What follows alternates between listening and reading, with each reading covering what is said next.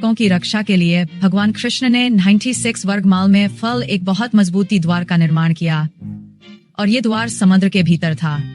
इसके अलावा भगवान कृष्ण ने देवताओं में से एक इंजीनियर विश्वकर्मा के समुद्र के बीच में इस निर्माण को अंजाम देने का अधिकार दिया।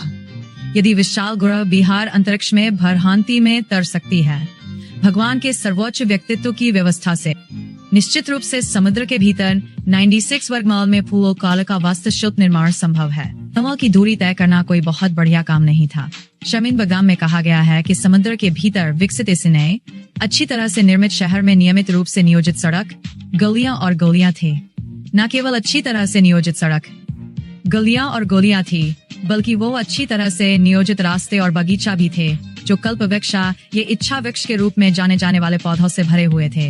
ये इच्छा वृक्ष भौतिक दुनिया का साधारण पेड़ की तरह नहीं है। कृष्ण की सर्वोच्च इच्छा से आध्यात्मिक दुनिया में इच्छी वृक्ष पाए जाते हैं। सब कुछ संभव है, इसलिए ऐसी इच्छी वृक्ष द्वारकी नगर में लगाए गए थे। कृष्ण द्वार निर्माते शहरों में कई महल और गोपुर, ये बूढ़ी द्वार भी थे। ये गोपुर आज भी कुछ बड़े मंदिर में पाए जाते हैं। वो बहुत ऊंचा है और अत्यधिक कलात्मक कौशल के साथ बनाए गए हैं। ऐसी महिला और दीवार में सुनहरे पानी का बर्तन रखा होता था। क्लास दीवार पर ये माहौल में रखे ये जलपत्र शुभ संकेत माना जाता है। लगभग सभी माहौल गगनचाप इमारतें थे। प्रत्येक घर में भूमिगत कमार में सिंचांद और अनाज के बड़े बड़े बर्तन रखे हुए थे और कमार के भीतर कोई सुनहरा जलपत्र था। सभी शयन कक्ष रत्नों से सजे हुए थे और फर्श मार्केट रत्न के माजाक फर्श था। याद है कि वशिष्ठ द्वारा पूजे जाने वाले विष्णु देवता के शहर के प्रत्येक घर में स्थापित किया गया था। शहर के केंद्र में राजा के लिए विशेष रूप से बनाया गया एक और आवासीय क्वार्टर था। जब देवताओं ने देखा कि भगवान कृष्ण, जिनकी वो पूजा करता है, कि सर्वोच्च व्यक्तित्व अपनी पसंद का एक विशेष शहर बना रहे थे, उन्होंने नए शहर में लगाए जाने के लिए स्वर्गीय ग्रहों का प्रसिद्ध फल पुरोहित को भेजा और उन्होंने एक संसदीय भवन सिद्धारंभ भी भेजा। इस सभी भवन की खासियत ये थी कि इसमें भाग लेने वाला कोई भी व्यक्ति किसी भी तरह की बैठक में भाग ले सकता था। वृद्धावस्था के कारण अशक्ति का प्रभाव। देवता वरुण ने एक घोड़ा भी प्रस्तुत किया जो कालकान को छोड़कर पूरी तरह से सफेद था और जो मनों की गति से दौड़ सकते था। देवताओं के कोषाध्यक्ष कंवर ने भौतिक ऐश्वर्यों की 8 पूर्णता प्राप्ति करने के काल प्रस्तुति की। इस तरह सभी देवताओं ने अपनी अलग अलग क्षमताओं के अनुसार अपने अपने उपहार प्रस्तुति करना शुरू कर दिया। 33 लाख देवते हैं और उनमें से प्रत्येक की सार्वभौमिक प्रबंधन का एक विशेष विभाग सौंपा गया है।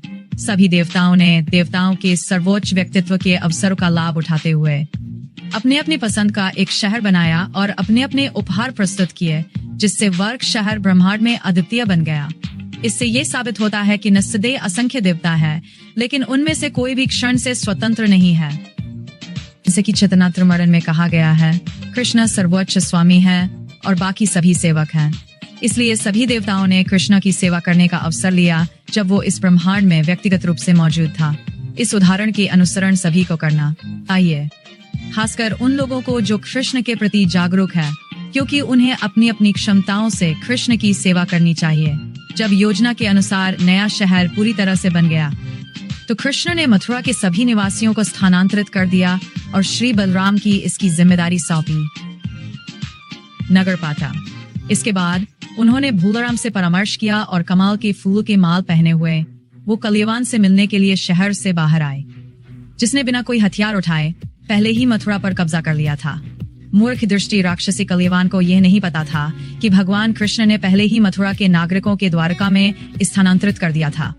जब कृष्ण शहर से बाहर आए तो कलियावान, जिसने पहले कभी कृष्ण को नहीं देखा था, न उन्हें असाधारण रूप से सुंदर देखा। वस्त्र पहने हुए सैनिकों अपने सभी से गुजरते हुए कृष्ण आकाश में एकत्रित बादलों के बीच से गुजरते हुए चंद्रमा की तरह दिखाई दिए। कलियावान श्रीवत्स को रखाओ। श्री कृष्ण की छत पर एक विशेष छाप और उनके द्वारा पहने गए कस्तूर मुड़ा को देखने के लिए भाग्यशाली थे।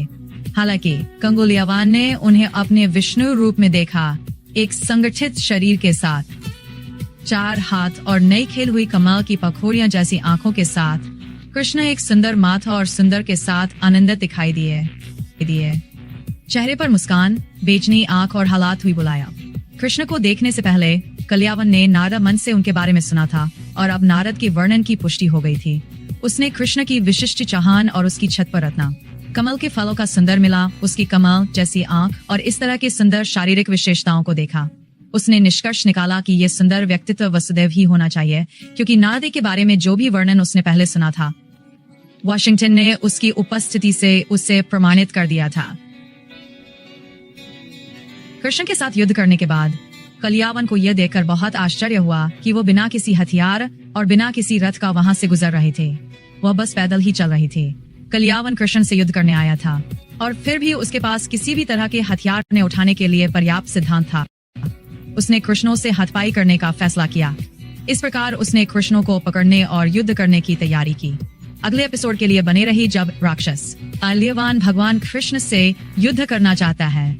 कृष्ण से युद्ध करना चाहता है। इस बीच कहानी के बारे में अधिक जानकारी के लिए कृपया श्रीला प्रभुपद द्वारा संस्कृत से कई भाषाओं में अनुवादित कृष्ण पुस्तक पढ़ा। कृपया सदस्यता लान ना भूला। धन्यवाद। हरे कृष्ण।